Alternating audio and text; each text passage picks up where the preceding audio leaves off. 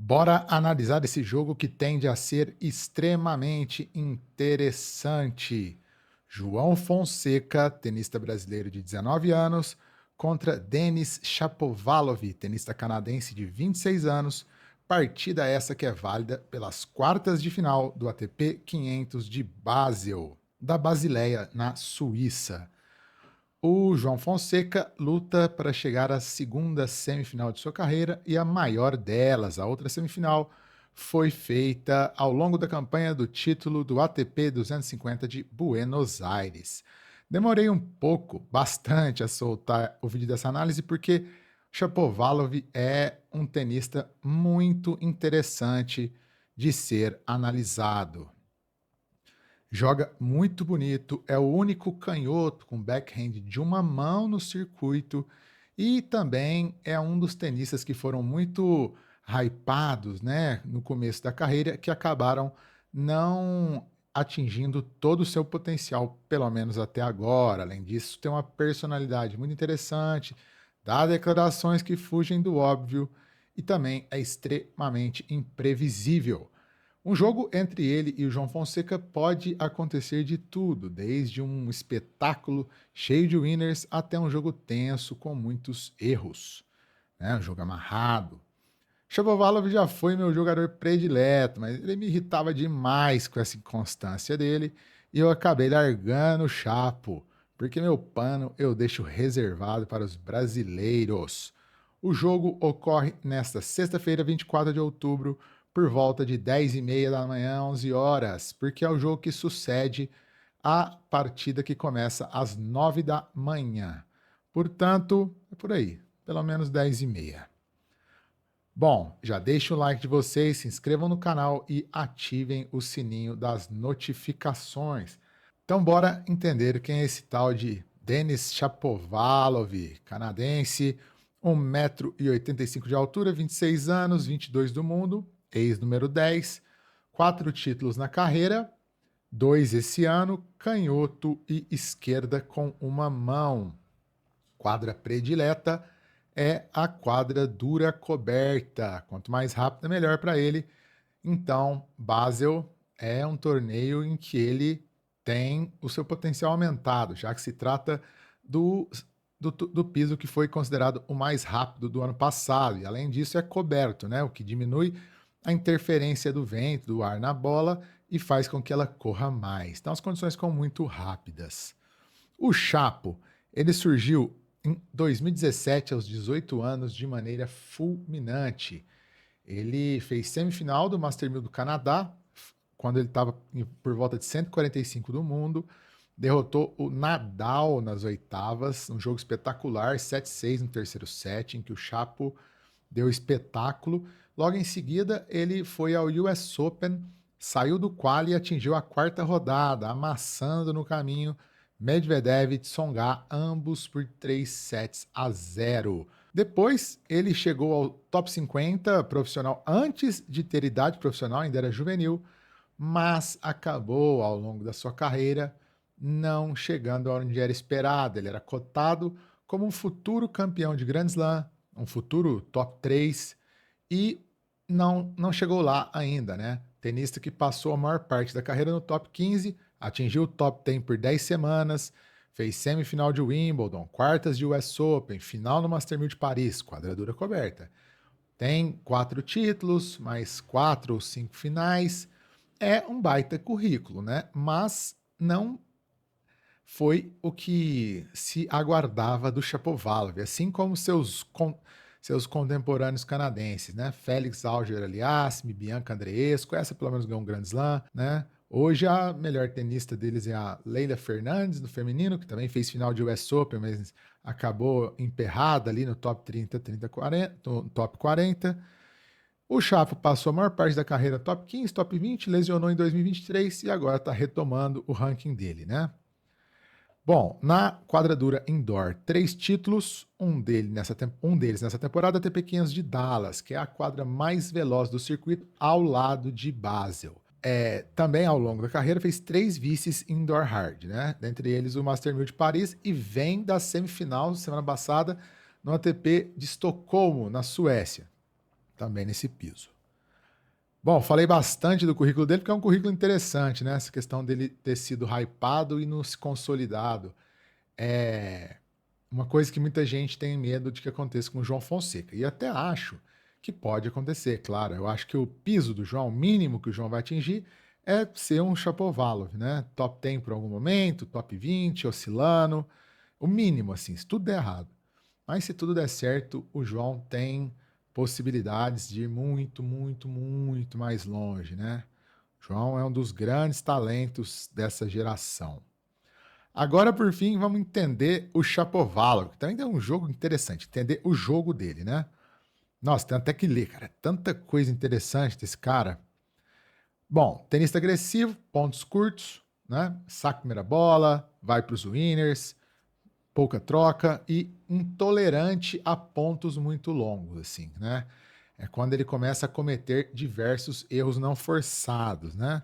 Até porque uma das características dele é não ter, até porque uma das características dele é não ter consistência tática, né? Ele não tem escolhas de golpes tão boas quando o ponto se alonga, é um pouco precipitado. Armas, forehand, principal arma dele, canhoto com uma direita, canhoto com forehand, se eu falar direita de canhoto, a galera fica maluco comigo, né? Mais um forehand poderosíssimo, usa muito bem os ângulos, a paralela, né? Muito pesado, muito spin, dá muitos winners e erra um pouco, né? Mas é fruto de quem arrisca muito o forehand. O backhand é talvez o mais bonito do circuito. Uma mão, canhoto batendo esquerda com uma mão é coisa de louco, né? Batendo backhand de uma mão é coisa de louco. Mas é um backhand muito bom para atacar, que anda muito, mas que não é bom para se defender. Acho que é o ponto fraco principal dele ao lado da inconsistência. É o golpe a ser explorado, se assim pode dizer, né? Principalmente ali na corrida. Ele não tem tanto domínio do slice, né? Saque. Poderoso também, mas inconsistente, principalmente por causa do toss, do lançamento da bola, que é um pouco meio que muito baixo, ele erra muito toss, tanto que essa temporada ele tem oscilado mais o saque do que ao longo de sua carreira. A vantagem é que ele melhorou muito a devolução, vamos falar disso em breve.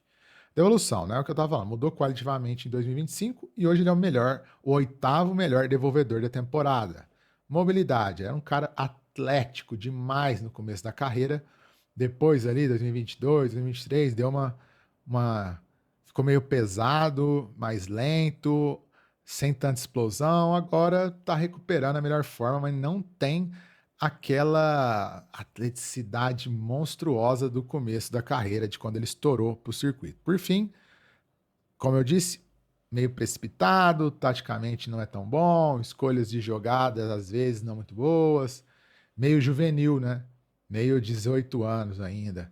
Mas tem buscado melhorar isso ao longo da carreira. Ele próprio admite que é um problema dele, assim como a oscilação emocional, né? Foge muito dos jogos, na hora do vamos ver, ele dá a técnica dele dá uma pifada no saque, principalmente, né? Agora, importante essa questão do saque e da devolução. Ele melhorou demais nos games de devolução nessa temporada, porque mudou o padrão tático dele, indo menos para o risco, passando a bola mais alta da rede, com mais spin, né? Não só na devolução, mas ao longo dos pontos. E na devolução em si, tá jogando ligeiramente mais atrás e também o padrão de split step dele, que é aquele pulinho que o jogador dá para se posicionar, mudou também. Antes ele sempre ia para frente, né? Ele pulava e ia em direção à bola. Agora ele pula para ir nas diagonais, né? Para cobrir um espaço maior da quadra, ainda que isso faça com que ele ataque menos, mas dá mais consistência.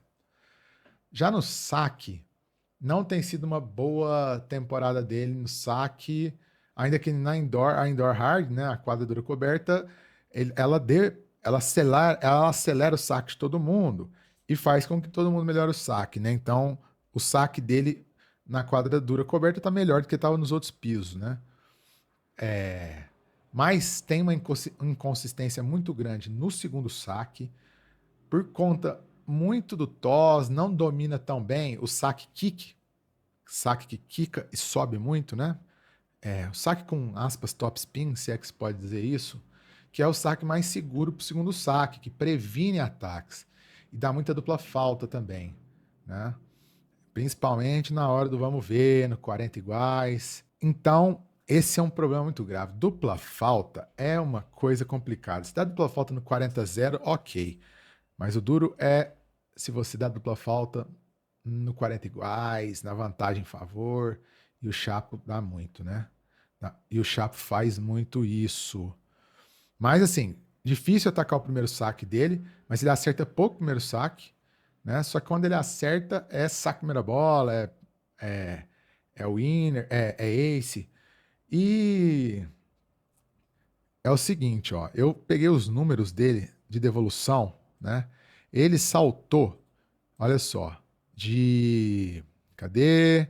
Devolução. Ele saltou de 20% dos games vencidos na carreira ao longo da carreira, 19% em 2024 para 26% em 2025, que é um número absurdo, principalmente para quem quase não faz torneio no Saibro. Já o saque, olha só, ao longo da carreira, 83%. Não, ao longo da carreira, deixa eu olhar direitinho aqui, tá meio confusa essa anotação.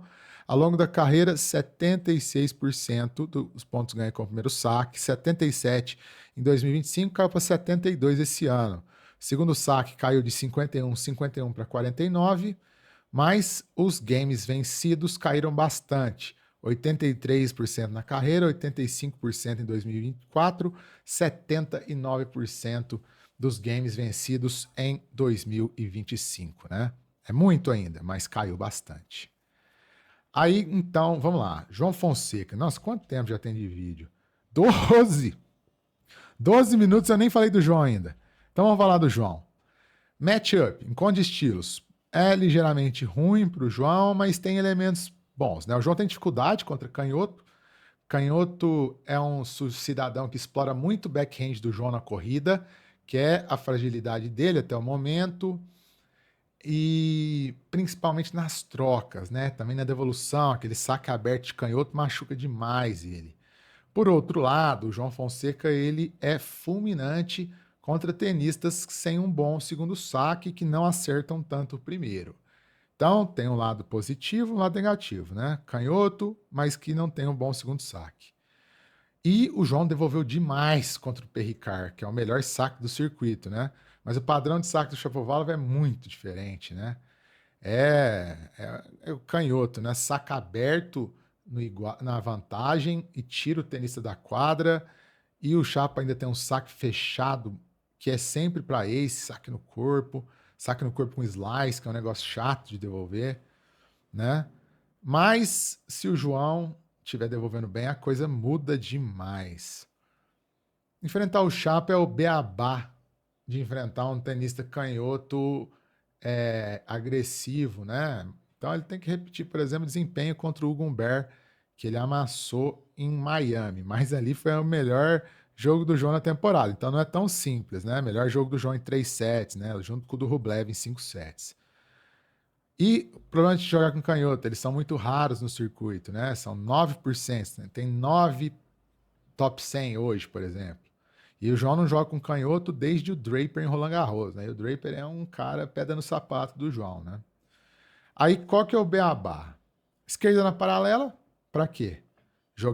Voltar o jogo para o próprio forehand, né? Para aí o João levar a vantagem de destro contra canhoto, que é a direita na cruzada contra o backhand do Shapovalov, né? Quando o João ser atacado no backhand o mais rápido possível que ele puder colocar a bola na paralela, melhor. Aí outro beabá, né? Direita na cruzada efetiva para pôr o Shapovalov para bater backhand na corrida. Outra coisa importante demais contra um cara que é irregular no saque é segurar o próprio saque. Por quê? Você pressiona o cara que é irregular no saque. Principalmente se você tem ali 4-5, devolvendo em 4-5. Putz, o Chapo tem uma chance ali dele oscilar, né? Menos na quadra dura, mas acontece com frequência. Outra coisa, né? posicionamento recuado na devolução, ele vai precisar, mais ou menos como foi contra o Perricard, contra o Gumbert, para ter mais tempo para... Ele vai abrir ângulo, mas tem mais tempo para chegar no ângulo, né? É importante você começar atrás e correr para a diagonal. Mais ou menos como ele fez com o Gumbert, né? E tentar devolver a esquerda mais funda e mais no corpo possível para tirar o ângulo do Shapovalov, né? Devolver na paralela é complicado porque você abre a quadra. Né? A pior devolução possível, quando você está muito atrás. Mesmo sendo o backhand da galera. E ao lugar mais alto da rede. Devolver no corpo, você tira os ângulos. Devolver no forehand, aí o Shapovalov vem fulminante, né? Mas é melhor devolver na cruzada fundo do que devolver na paralela. Claro, devolver na paralela fundo é lindo, né? O duro é conseguir. O João consegue, mas é muito arriscado. E posicionar atrás, né? Dar aquela chegadinha pro lado, assim, pôr o pé um pouco para cá, para defender o backhand, né? Aí, entrando na troca, é atacar o Chapo no backhand. Se der para alongar os pontos, é bom. Você vai alongando os pontos, o Chapo começa a errar muito, muito forehand, né? Mas o João não é de alongar o ponto. Ele sabe fazer isso, mas também não gosta muito, né? Vai ser um jogo de ponto curto. Eu acho que é o seguinte: 60-40 de favoritismo para o Shapovalov, mais ou menos como era com o Perricard. O Shapovalov é bom na quadradura, é mais experiente, ranking melhor, papapá, né? Canhotão. Mas é bem teoria isso, assim. Eu não boto muita fé nesse 60-40, não, mas é isso. Né? Na tese é isso, mas eu não boto tanta fé nesse 60-40, não. Eu, particularmente, acho que é uns 53-47, mas isso não é o racional. Mas, enfim. Aí, vamos lá. Transmissão ESPN, Disney Plus, ESPN 2, Disney Plus Premium, live aqui no canal. E vamos torcer para o João. Essa foi a análise prévia mais longa que eu fiz, mas a que eu mais gostei, porque eu gosto muito do jogo de Shapovalov. Eu gosto desse enfrentamento do João contra Canhoto, que é o desafio dele. Então, toma aí quase 20 minutos de blá blá blá. Valeu, meu povo. Obrigado.